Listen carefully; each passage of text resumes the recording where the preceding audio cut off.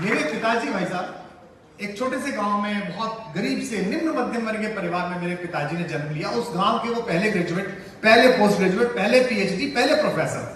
10वीं करके वहां बीज इंस्पेक्टर की नियुक्ति करने वाले लोग आए। एक बीज इंस्पेक्टर तुम तो जानते भी नहीं होगे, सीड इंस्पेक्टर होता है गांव में, वो सीड की क्वालिटी चेक करता है। लोअर डिवीजन क्लर्क से भी नीचे का काम होता है। वो सबसे मेधावी बच्चे थे। गांव से 4 बच्चे सेलेक्ट हुए, उनमें से 3 को नौकरी मिल गई, मेरे पिताजी को नहीं मिली। और मेरे पिताजी बड़े परेशान हुए कि बताइए 11वीं में ही कमाने लायक हो जाता। लेकिन फिर वो प्रोफेसर हुए। आज हमारा सबसे बड़ा भाई इंजीनियर है, एक वाइस चांसलर है, एक मैं हूं। सब लोग अपनी अपनी जगहों पर हैं। अगर उस अपॉर्चुनिटी के छूटने पर मेरे पिताजी ने जिंदगी की लड़ाई हार दी होती तो आज ना हिंदुस्तान को कुमार विश्वास मिलता, ना हमें इस परिवार का सहयोग मिलता।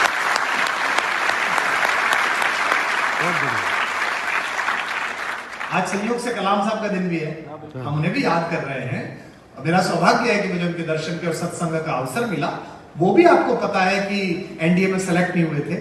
और उसके अगर कभी भी दिल टूटे, अगर कभी भी मन परेशान हो, तो मान लेना कि भगवान ने तुम्हारा न्यूक्लियस चुन लिया। You are the luckiest one. अब काम होने वाला है, अब तुम करने वाले हो। और आत्मविश्वास इतना रखना, कोई फर्क नहीं पड़ता कौन सी रैंकिंग आई, 100वीं आई, 1000वीं आई, कोई फर्क नहीं पड़ता। जब जटायु के घाव पूछ रहे थे राम, तो राम ने पूछा कि चाचा आप मेरे पिताजी के दोस्त रहे हो, मैं आपको स्वस्थ करा दूं, मतलब हॉस्पिटल ले चलूं। जटायु ने कहा कि नहीं बेटा, मेरे मरने का समय आ गया। जटायु फाइटर प्लेन चलाते थे। ये जो गिद्ध विद्ध का मामला है ना, ऐसा नहीं था, फाइटर प्लेन चलाते थे। उस जमाने में टेक्नोलॉजी थी कि दूसरे के प्लेन में क्या हो रहा है ये आप अपने स्क्रीन पे देख सकते थे। तो उन्होंने देखा कि उस प्लेन में जो ऊपर जा रहा है सबसे बड़ा एयरफोर्स 1 उसमें एक सीता का अपहरण हो रहा है। ये एयरफोर्स 1 शांति की सीता का अपहरण आज नहीं कर रहा, पहले से करता है ये।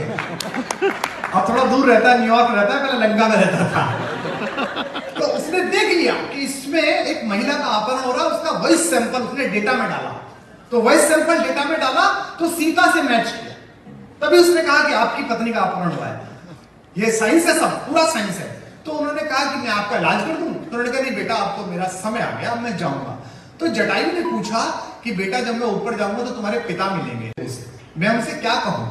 अब एक लड़का जो घर से निर्वासित है, वनवास में है, उसकी पत्नी का अपहरण रावण करके ले गया और वो भी युद्ध करने के लिए जा रहा है, सेना बनाएगा बेचारा। वो क्या बोले? रामचरितमानस में बाबा तुलसीदास कहते हैं इसे कॉन्फिडेंस कहते हैं, इसे राम बनना कहते हैं, ऐसे बनो। वो कहते हैं आप मत कहना चाचा जी, पापा से जाके आप कुछ मत कहना।